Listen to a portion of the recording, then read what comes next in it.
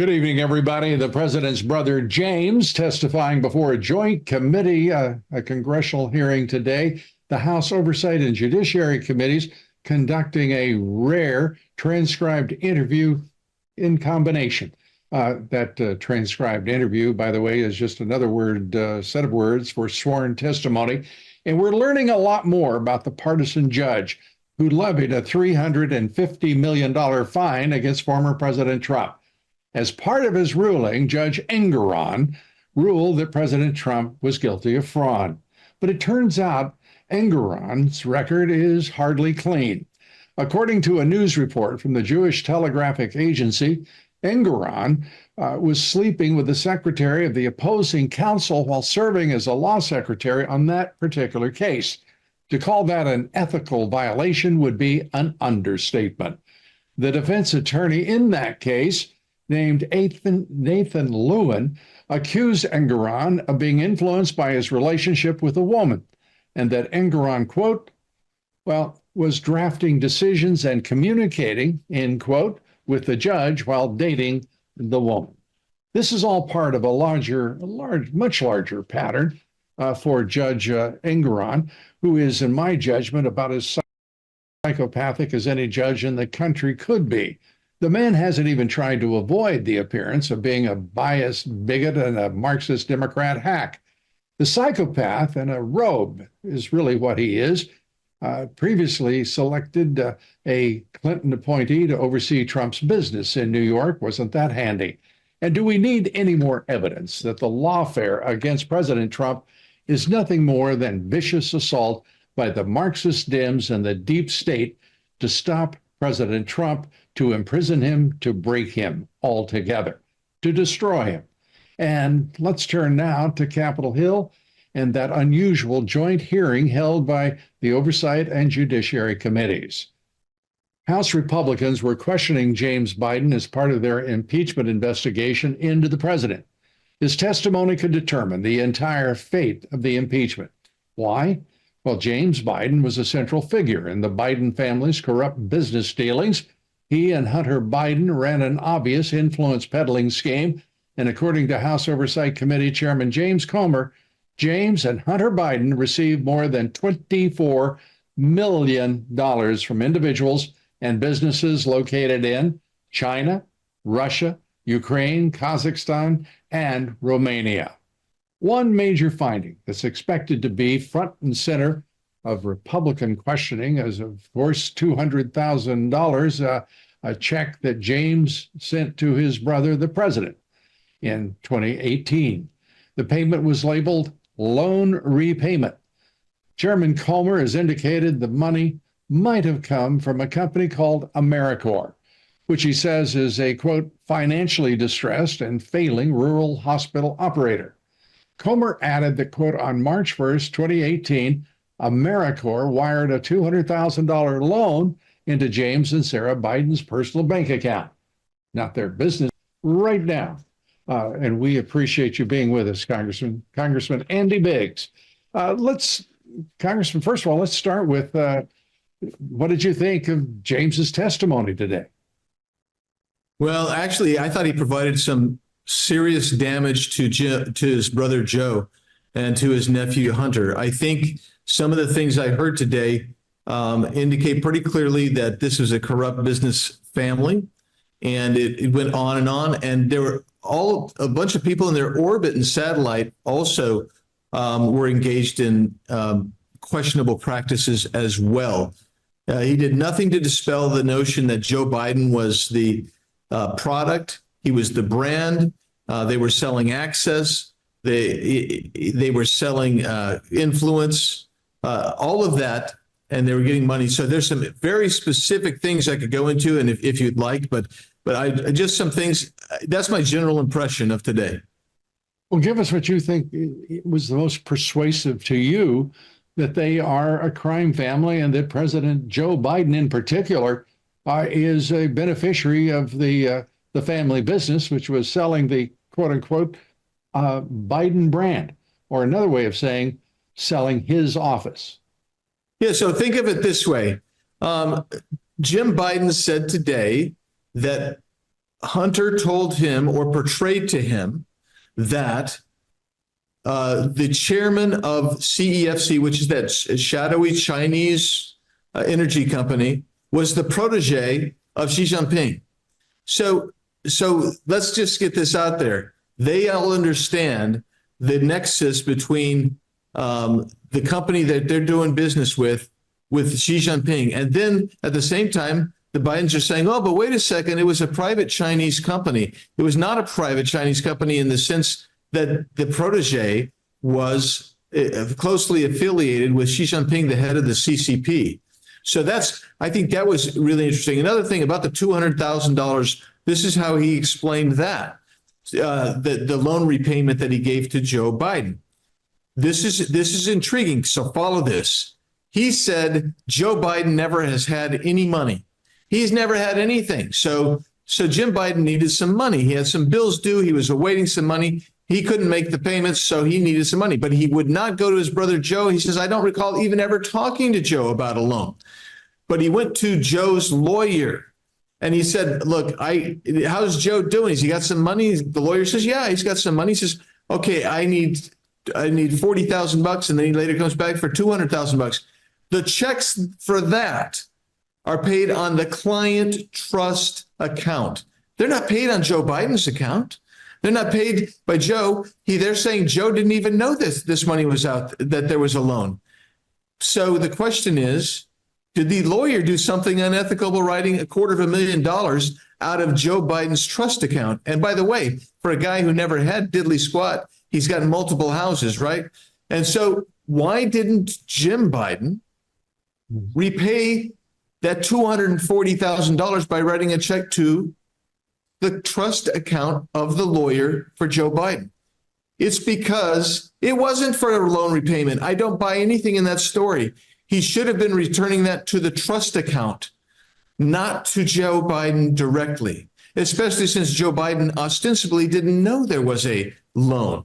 So I think that it's really problematic the way Jim Biden had tried to explain it away today. Congressman, let me ask you, as you laid that out very clearly, the issue is, as you described it so with great clarity, and I appreciate that, and I know the audience does, this is obvious subterfuge on the part of everyone who spoke for the Biden family under sworn testimony. Am I not correct in that? No, I think you're right. I mean, it's obvious. It's an obvious lie.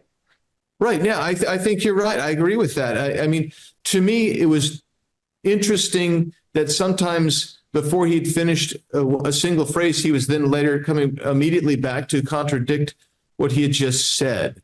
And I don't think that was confusion. I think that was a realization that what he might have said at first could be damning, and thus we're going to try to correct it immediately. And so there's just some real weird stuff going on there for sure, not the least of which was the $240,000 coming from the trust fund of Joe's attorney. So these are kind of crazy things.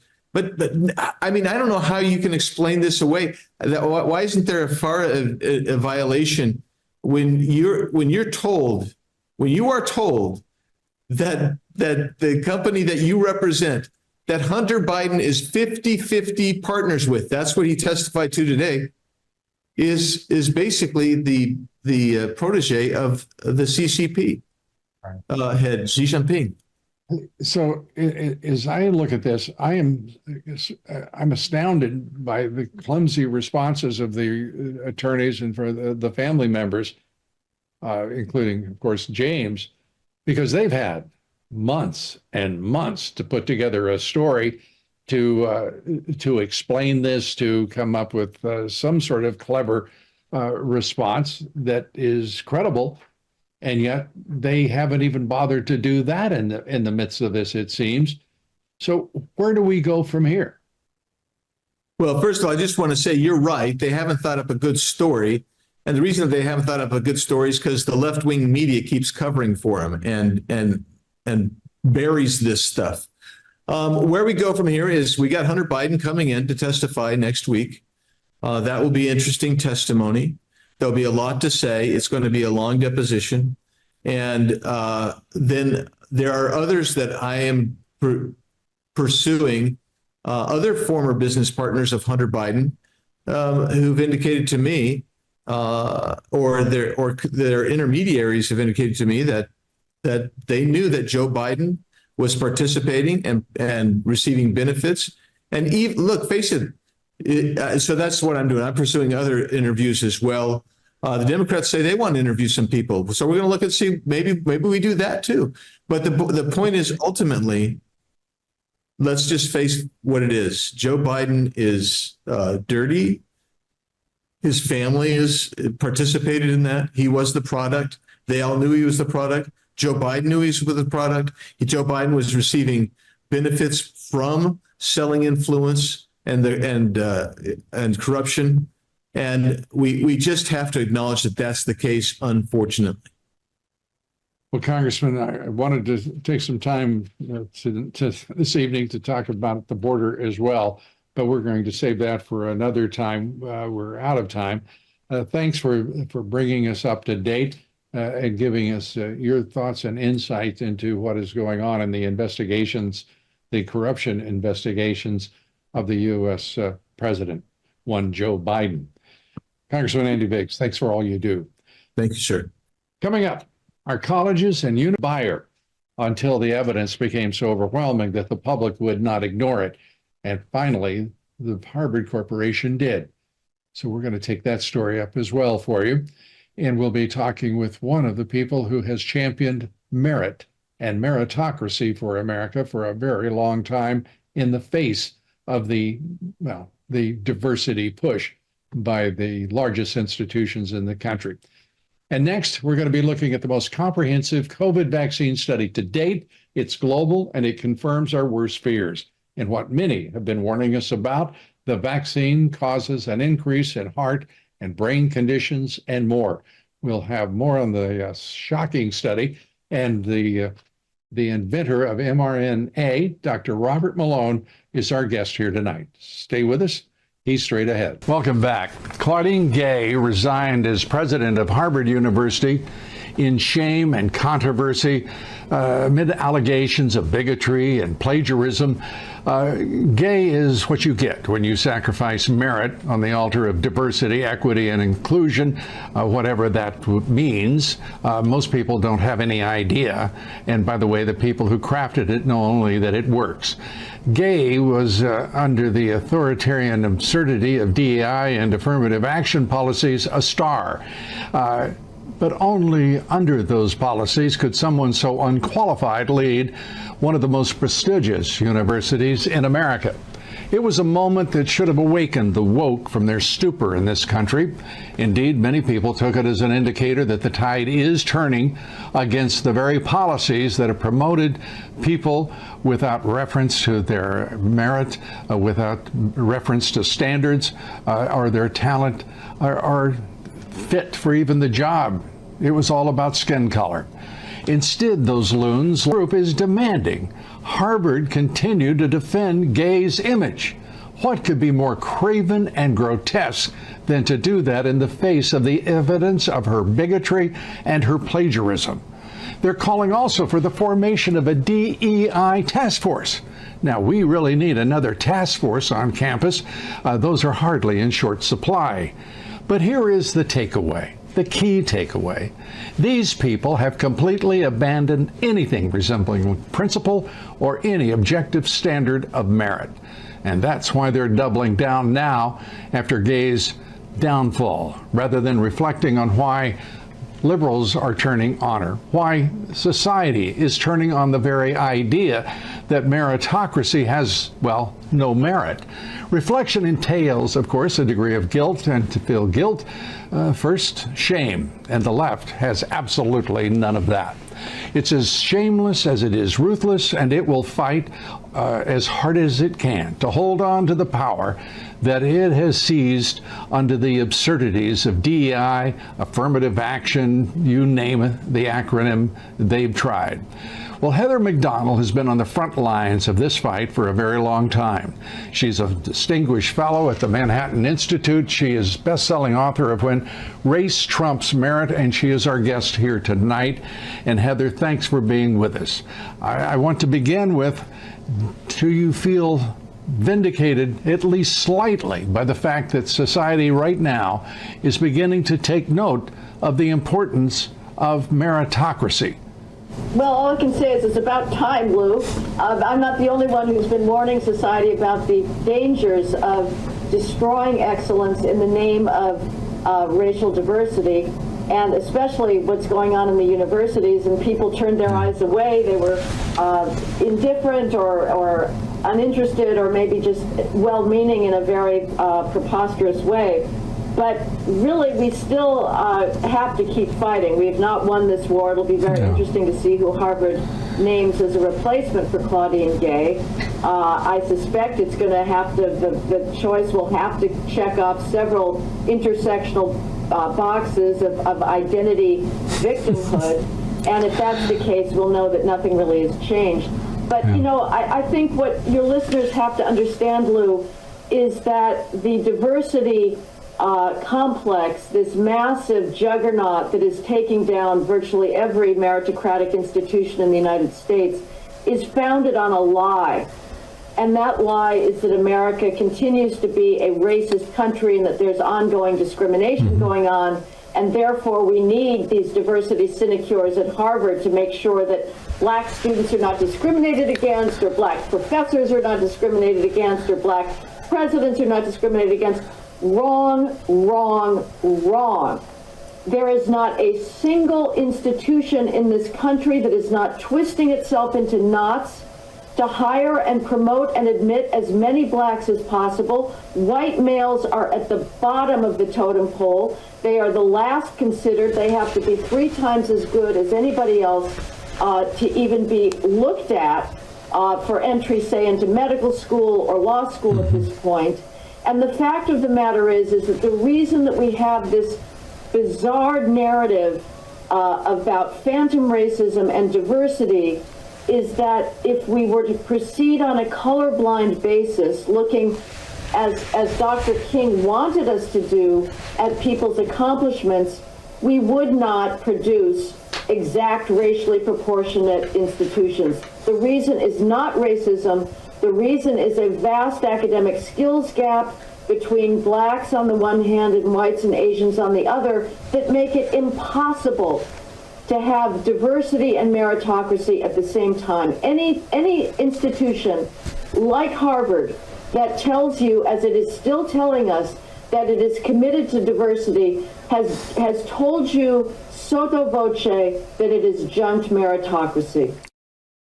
And it means that they have not learned anything, even from their recent experience and their recent disaster in the college, the university. The idea that you would have a plagiarist in the presidency to begin with is just unthinkable. And if you have a bigot there as well, it isn't double jeopardy. It's an opportunity for DEI advocates to double down. The woman was not qualified. She was not qualified. She didn't have the character. She did not have the scholarship, obviously. And to simply not denounce a genocide before the United States Congress and remain the president of Harvard University, again, unthinkable. But here are these black women who've organized to double down for DEI as if it's accomplished something. It has not. And in the long run, not even to the benefit of those who are benefiting from those mad policies that dismiss merit and meritocracy. Well, yes, if Gay had been a white male, there's not a chance she would have been in that position. She is there exclusively because she's a black female. The same goes for our vice president today. The same goes for the person whom President Biden put to head the most important science agency in the country, the science department of the Department of Energy that oversees our most cutting-edge nuclear weapons and nuclear science and nuclear physics research. he chose a black female whose only qualification for that job is being a black female. She's a soil geologist. Right. She knows nothing about physics. And she's the one that is going to be determining the priorities of America's cutting-edge nuclear research with which we're supposed to be competing with China. So this thing is absolutely dangerous. It's going on in medical schools. We are admitting and promoting students and doctors based on their race, not on their medical qualifications. We've seen it's happening in the air traffic control department in some airplane cockpits as well. Yeah. It has to be fought on the basis of facts, and we have to reject the idea that any racial disparity is the result of racism. The gay saga, it's delicious that it continues. I actually expected it would be far worse. I thought that when the semester started up again this year, Lou, that there would be a massive protest on the part of black students against the alleged racism that brought about gay's downfall. I don't know whether that's gone on, but this alumni letter is equally delicious and hilarious. And they exemplify the dilemma that any institution finds itself in at these days, because pressure, the legal pressure, the public pressure, the social stigma pressure dictates that you do have to hire on the basis of race, not merit. And if there ever comes a moment of reckoning where a business simply cannot keep pushing forward this dead wood and actually tries to fire somebody who is not up to standards, then they get accused of and likely sued for racial discrimination, even though the only reason that hire is there in the first place is because the institution bent its standards just in order to hire an underrepresented minority. So institutions face absolutely killing dilemmas where they try to do the right thing by the woke crowd, and then they're held down to their continuing disadvantage in a competitive marketplace and simply on the standard of excellence itself. And excellence is a word you don't even hear expressed. You don't hear empowerment either, as once was the case in corporate America, seeking empowerment of their employees because they know that produces the greatest productivity. But now diversity is the greatest strength, and some of these companies are just imploding in terms of the quality of the talent that they have within. It is a difficult time, and it is one that, as you I think correctly suggests, the fight is far from over, but we are seeing people actually having the discussion that you and I are having and have been having for some time, and that is a healthy thing in and of itself. I have to say, I want to make it very clear, the only reason that we're having this discussion about diversity, that the term is so current as it is because of the academic skills gap. That if we were to hire on a purely colorblind fair basis, we would not have diversity. But that's not because the fault is with our standards. The fault is because there are not enough qualified, competitive black applicants in the hiring pipeline. So that is the only reason we're talking about diversity today, is because you cannot have diversity and excellence at the same time. Right. And then we take up the issue of reparations, which has gained currency. The very idea that anyone could be responsible for the actions of their forebears 150 years ago is on its face obscene and illogical and everything else you could think of negative about it.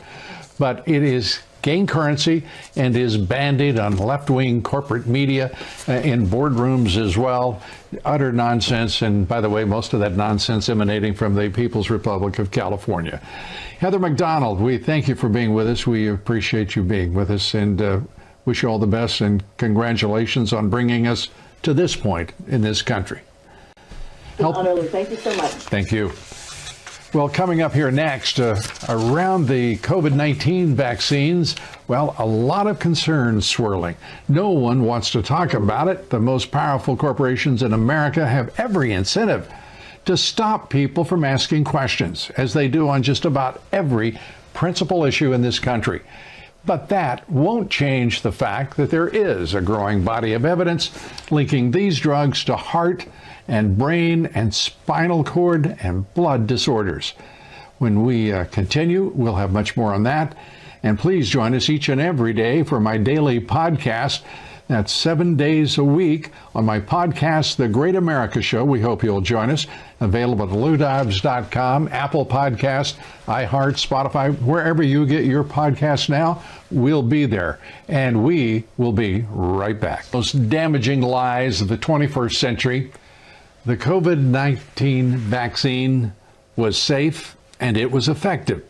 That vaccine was mandated by governments across the world. In this country, it was far worse. Our government mandated everything in sight, tried to stop everything that moved, and did what others did not.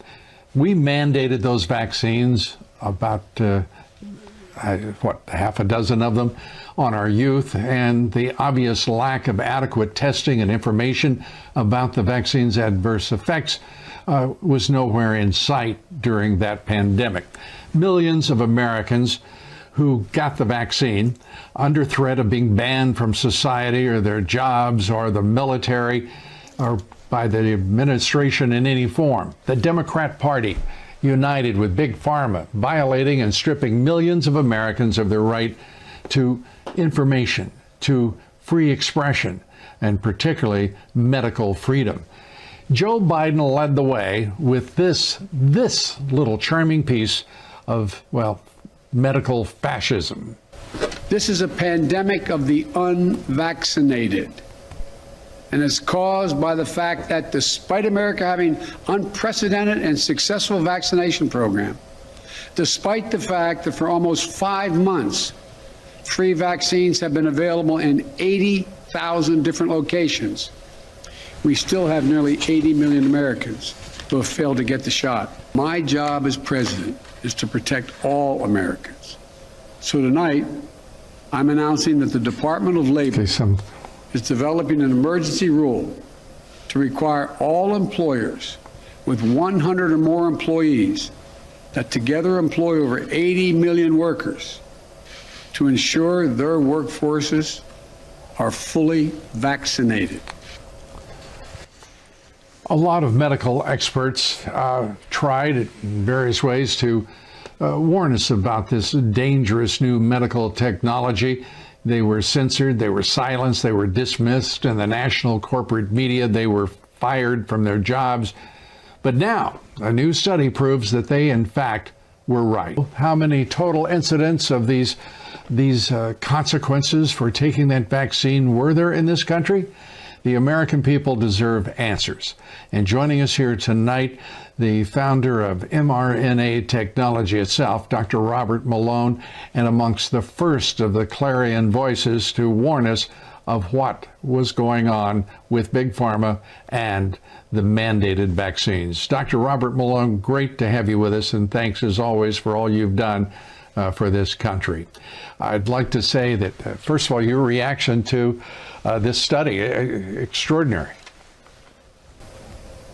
Yeah, so this is a fascinating study, and anytime I review a scientific paper, I went back to the original source material, in this case, a preprint from the journal called Vaccine. This is peer-reviewed, and the first thing I do is look who paid for it. And the answer is this is a CDC-funded study to the tune of about $10 million. So you paid for this study, and what it does is aggregate data from all over the world, only though really from established sources. So this represents an analysis that is highly conservative. It underestimates the risks, and the authors acknowledge that because of an underreporting bias and the basically selective editing of adverse event data from all of the nation states participating. And yet still, as they analyze this data on behalf of the CDC, they found that there, as you point out, are such diseases as myocarditis, pericarditis, Guillain-Barré syndrome, cerebral vessel thrombosis, and a number of others, including a number that haven't really been covered in the press, that the authors of the study say it looks like there's I'm paraphrasing, it looks like there's a safety signal, but this is going to require further analysis. But I agree, Lou, this is being spun in a fascinating way, like in Fox News. Well, these were rare events. Rare is in the eye of the beholder. And this is in contrast to the propaganda that's been put out that these vaccines are safe and effective. And recently, there's been a big push to deny that there are any vaccine injured, when in fact, clearly there are. Yeah, and we've got this study. There have been various studies showing the dangers. You have been amongst those talking about those dangers early on, and we saw, what would you call it, a backlash from the establishment, and now everything we learn in gradation becomes greater and greater, more profound, and damaging to those who have taken those vaccines. It's that straightforward. And you hit the point. I mean, what is the size of the group that you have that's acceptable to suffer all of these consequences, these results from simply taking a vaccine? In your judgment, what is the multiple on the sample of people who've had these results, these horrible consequences? What percentage is it of the base? That's a really good question, Lou, and this paper doesn't answer that. What the paper does, even though the press labels it as such, that these are just rare events that are being detected, all the paper does is analyze whether or not there's a statistically significant signal using a fairly conservative threshold. I'm talking about conservative in the classic sense. Right. And it doesn't give us actual numbers. It cites a number of papers. It seems to selectively cite the papers that are most favorable for the position that the vaccines are safe. In other words, for the position of the CDC. It seems to selectively report in its discussion section from those papers. But remember that we're dealing with a virus that has a case fatality rate, an incident fatality rate of something like 0.02% all across the board, and far smaller than that for children. And the biggest crime of all here is the mandated vaccines administered to children of very young age all the way through university. In the case of the myocarditis, some of the ones at highest risk have been basically university-age males, and they're still being mandated. I think Harvard still has these mandates, as do many other universities across the United States. But that you hit early on about the bioethics here, about the failure to provide informed consent. And what we have documented is the aggressive, active withholding of information about these adverse events by Rochelle Walensky, from the CDC, et cetera, from the public.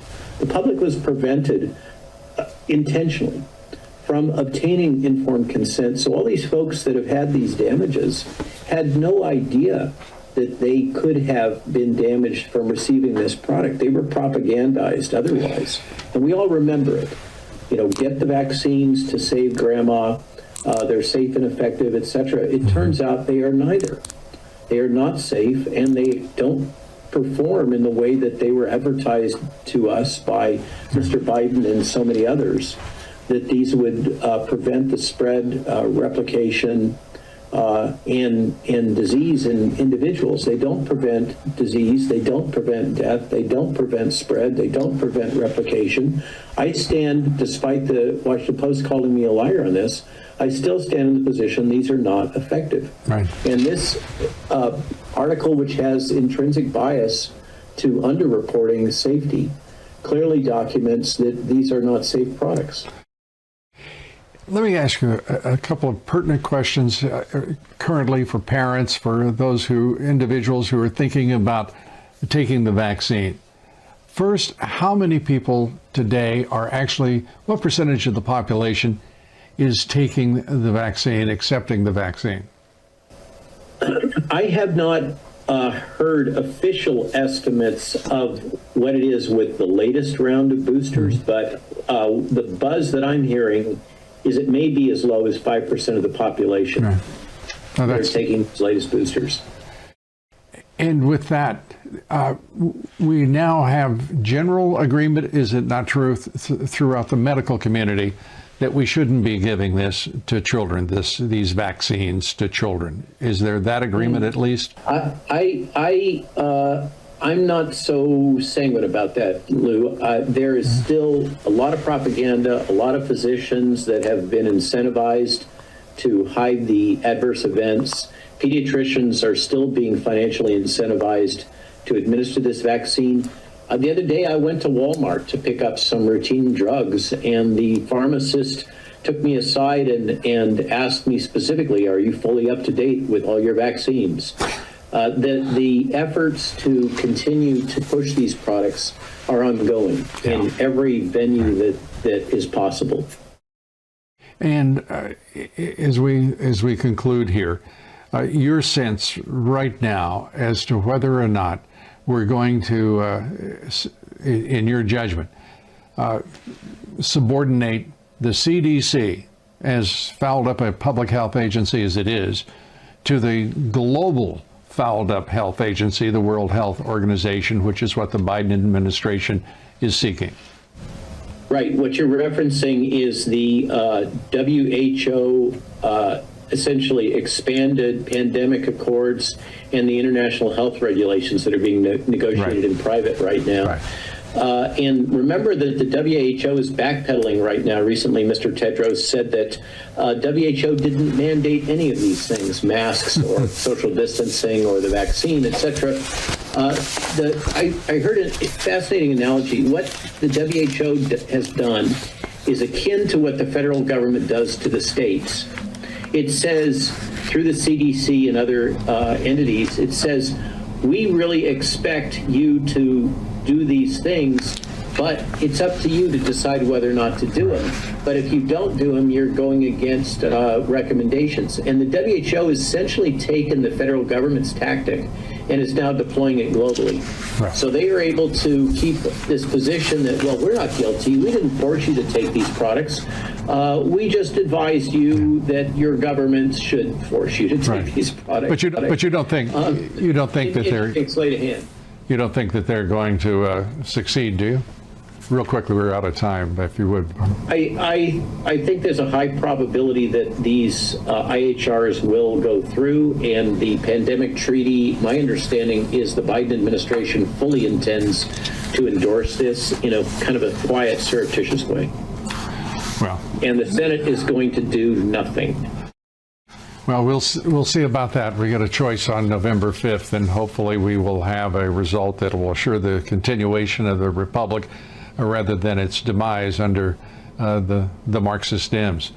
Dr. Robert Malone, we thank you very much for being with us here. We appreciate it so much. And all the best. Thank you, Lou. Coming up next, New York Attorney General Letitia James vows to seize Trump Tower if President Trump doesn't pay the outrageous, unprecedented fines leveled by the psychopath judge Engoron. The latest on the lawfare against the Democrats' opponents. We'll be right back. Welcome back. New York's Attorney General, the Marxist Dem Letitia James, now says she's prepared to seize President Trump's buildings if he can't pay the atrocious judgment of $354 million, a fine. So Letitia James is now threatening to seize Donald Trump's assets to confiscate his wealth if he loses the appeal in the financial fraud case, in which no one was defrauded, no one lost money, there is no victim, and there is, frankly, no crime, because there has never been a prosecution under this statute in history before. Letitia James. And she doesn't care whether she looks a little lawless or partisan or bigoted. She looks all of that. The New York Attorney General even went so far as to taunt former President Trump over the insane fraud judgment. And joining us now to weigh in on all of this is Chris Farrell. He's the Director for Investigations and Research for Judicial Watch. And Chris, great to have you with us. I'd just like to start with one simple question. How can people like Letitia James be in public office? Well, she ran specifically on getting Trump. She bragged about it. It was a campaign promise on her part. And she delivered. I mean, she served up a Soviet show trial. This is something that Stalin would be proud of. And the incredibly corrupt New York judiciary, teed it up for her. So she went through the motions of manufacturing a false claim against Donald Trump and his sons and their organization. A conspiracy theory on steroids, and rolled it out in front of a court that bit and ran like hell. And this clown of a judge, Engoron, has done everything he possibly can to try to destroy Trump and bankrupt him. I don't care, what you think about the process of the courts or how things were handled. In the end, sadly, Donald Trump is looking at nearly $500 million in penalties, or what he would have to put up even to create a bond or get a bond to make the appeal. This is brutally damaging and sends a very chilling wave through the New York business environment. We look at J6 and 1,200, I think it's 1,200 now, who have been arrested for no crimes, but for demonstrating. This is raw, in-your-face political persecution without basis or any kind of sense. And yet the judiciary turns a blind eye, if you will, to all of it instead of intervening to straighten it out. Great lengths to use facial imagery to try to track people down. We talked to folks who didn't even go into the building. They were on the outskirts, but somebody somewhere, snitched them in and said, well, we heard that they were going to protest, and this family had their house raided for nothing. That's the lengths they've gone to. You saw Biden's speech up at Valley Forge, where he bragged about the numbers of people prosecuted and jailed. And he bragged about it in a tone of voice and with a certain delivery that was nearly manic. The left is terrified of Trump. They're terrified of the MAGA America First movement and the people that support it. And because of that, there's no ends to which they will not go. And sadly, we've got a lot of judges who, remember, they're simply government lawyers in black robes, who are either complicit or they're negligent. They either turn a blind eye or they're secretly cheering because what Trump represents is a threat to their power base. Yeah. The suggestion that this is Trump derangement syndrome, people need to keep clearly in mind why there is Trump derangement syndrome. This is a president who went after the establishment when he was elected, some say by accident, others say by providence. But the reality is that he was not supposed to be the president. That was supposed to be Hillary Clinton. And the Marxist Dems, the deep state, reacted with a fury and a fervor never seen before by our permanent bureaucrats and the Democrat Party. This is not accident. This is not without cause and effect. It's operating within the boundary of physics. This is a government at war with the American people. This is a government that has